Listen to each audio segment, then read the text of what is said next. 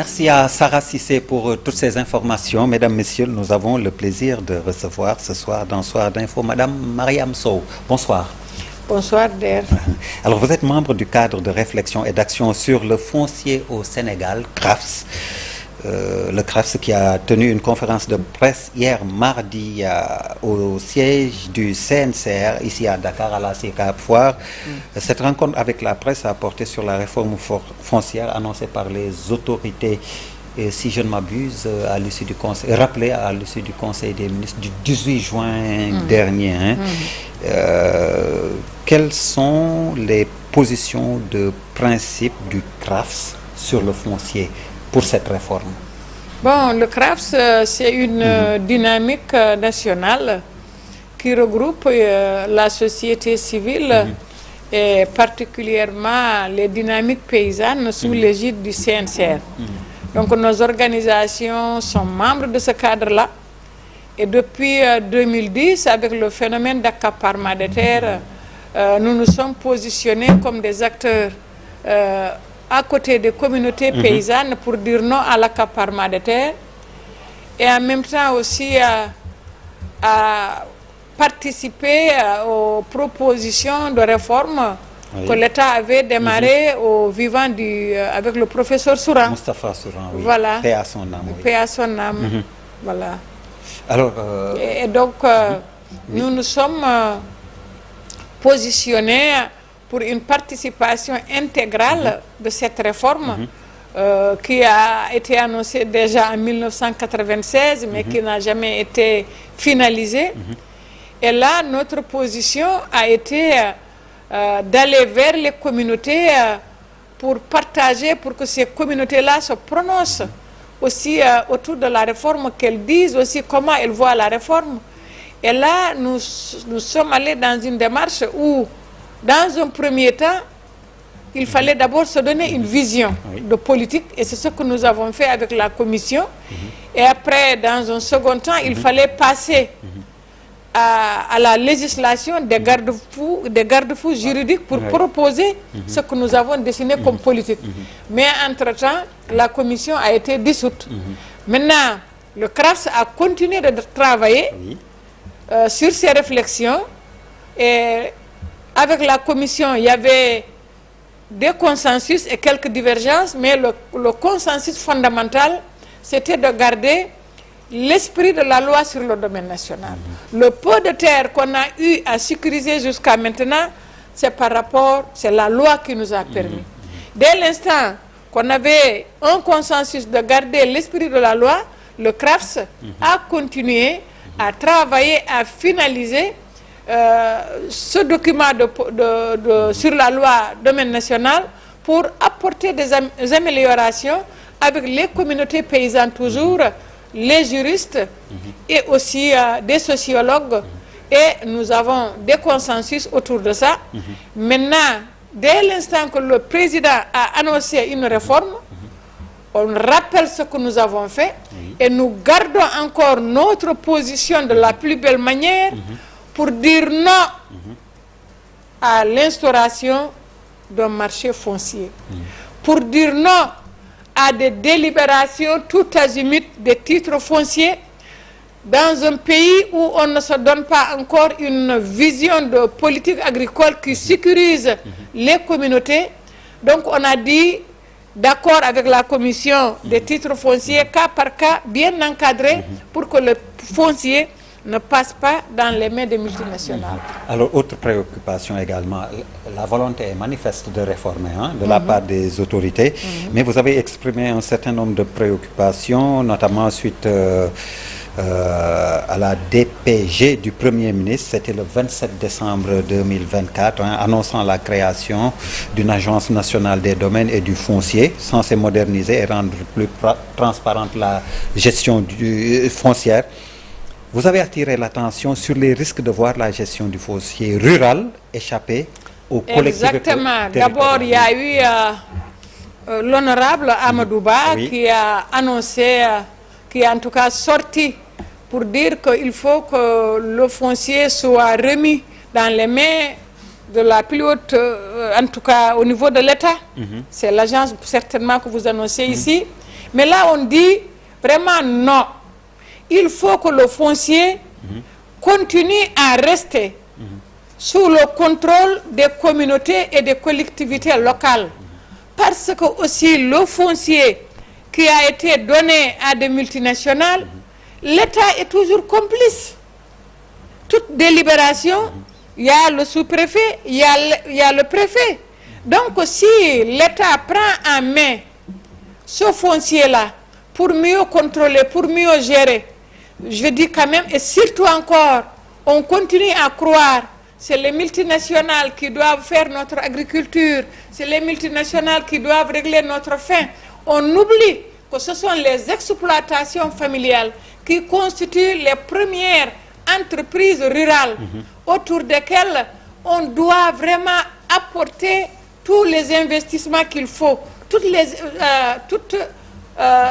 les systèmes viables de financement durable qu'il faut pour que ça puisse constituer une réponse à l'emploi des jeunes. C'est le Sénégal, c'est les Sénégalais, ces jeunes femmes et ces jeunes garçons, ces jeunes couples qui doivent occuper ce foncier-là. On n'en a pas assez pour nous-mêmes. Si on regarde le foncier agricole, le foncier pastoral, et en même temps tout ce foncier ne devrait pas être transformé en désert agricole, mais il faut aussi préserver l'environnement. Donc le foncier avec les changements climatiques, c'est pas suffisant. Nous disons à l'État, on ne peut pas prôner une loi agro-silvo-pastorale qui cherche à promouvoir la profession de l'agriculteur pour qu'il soit sécurisé, pour qu'il puisse prendre sa retraite, pour qu'il puisse être en règle, payer des impôts comme tout le monde. N'est-ce pas?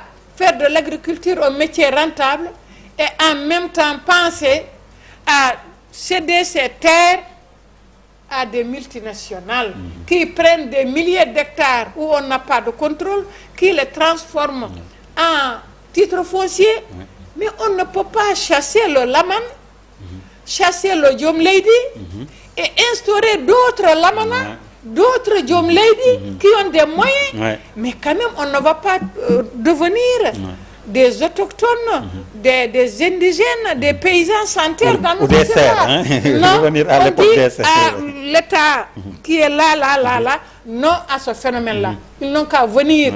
On réforme ensemble avec les communautés. On tient compte de l'activité pastorale. On ne peut pas transformer notre système pastoral tout de suite, tout azimut, à des vaches qui sont attachées par-ci et par-là. Le pastoralisme va encore continuer pour des années. Donc il faut que ce foncier-là soit sécurisé, qu'on ne se trompe pas. Voilà. Alors dites-moi, c'est l'occasion de vous féliciter, et le CRAFS qui a formulé des propositions, 7 grandes propositions. Il faut dire que vous travaillez dessus depuis longtemps avec le document de position validé depuis 2016 et mis à jour en 2024. Alors, c'est pour une réforme, vous proposez pour une réforme foncière fondée sur la justice sociale et la durabilité et des orientations. J'ai dit 7 grands points.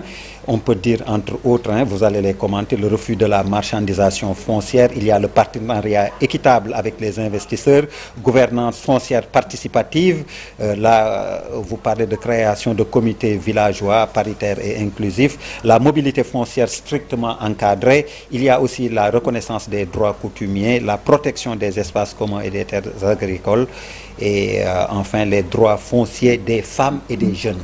On en a parlé en off, l'approche genre dans l'accès à la terre, c'est très compliqué.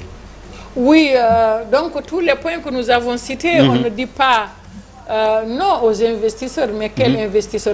L'investisseur peut venir se positionner en amont, mais de toutes les négociations qui vont se tenir, les terres resteront les terres des communautés. Il peut maintenant venir cultiver, j'achète, je transforme. Il peut tout faire, mais qu'on ne lui délibère pas, qu'on ne lui donne pas la possibilité de transformer ces terres-là en beau, puis en titre foncier. Maintenant, cette histoire de femmes, c'est vrai que nous sommes braves, les femmes. On fait tout. Mais je crains aussi qu'on fasse fausse route. Fausse route, c'est quoi? C'est continuer à dire, oui, les femmes sont braves, c'est elles qui vont nourrir le monde, il faut qu'on ait des terres. Mais les parcelles que nous avons, que nous aurons, même si ces parcelles sont sécurisées, nous ne sommes pas tranquilles. On oublie que la femme africaine, la femme sénégalaise, elle porte aussi ses enfants. On ne peut pas donner les femmes aux femmes des terres, tout en laissant les jeunes sans moderniser l'agriculture et que nos fils et nos filles continuent à prendre des pirogues, continuent à mourir dans le désert. Non, ça suffit. Donc nous disons que les femmes et les jeunes se mettent ensemble pour dire non au phénomène d'accaparement de terre. On revendique une vision claire en termes de financement et que notre foncier va nous servir de levier pour assurer notre souveraineté alimentaire. Et maintenant, nous réclamons même notre droit, le droit des communautés, de la population sénégalaise à se nourrir sainement et de façon durable. Donc nous disons que c'est une réforme qui sécurise toute la communauté, qui met et les femmes et leur progéniture et leurs maris à l'aise, que ce soit les agriculteurs, les pasteurs, les pêcheurs, les exploitants forestiers.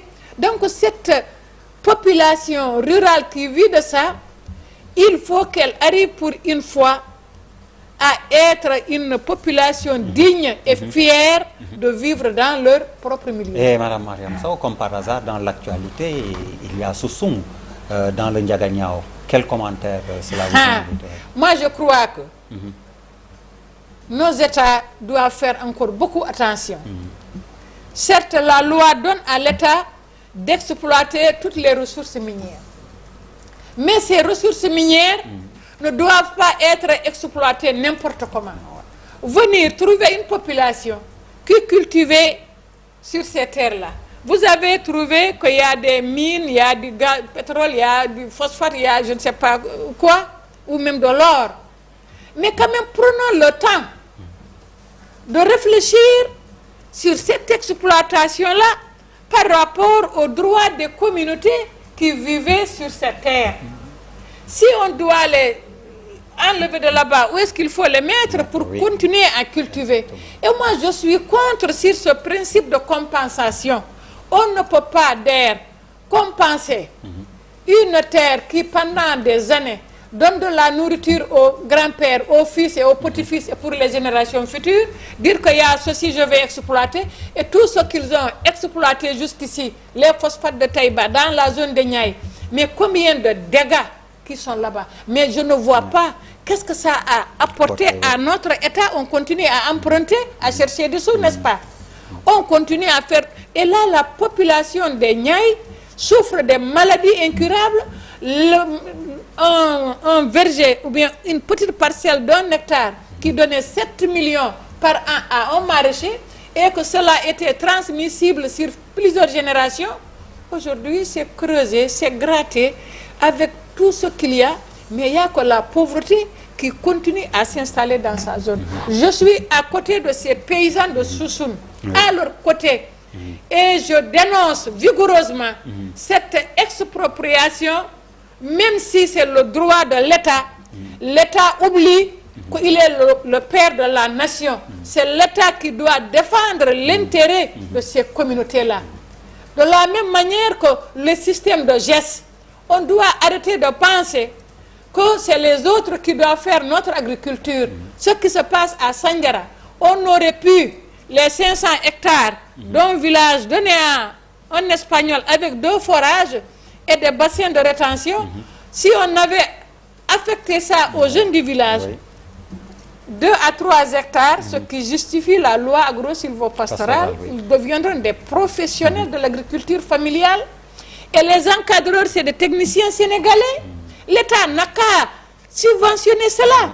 Chaque année, c'est des milliards qui sortent pour préparer une campagne. Mais nous disons qu'aujourd'hui, ces milliards doivent être revus sous forme d'un système de financement durable et affecté aux communautés il faut décentraliser le financement de l'agriculture. Il y a trop de transit. L'argent reste en cours de route. Diminuer les agences agricoles, diminuer toutes ces dépenses-là et soutenir notre agriculture pour qu'elle décolle une bonne fois. Merci beaucoup, Madame Mariam Sow. Vous êtes membre du CRAFS, c'est le cadre de réflexion et d'action sur le foncier au Sénégal. C'était tout pour Soir d'Info.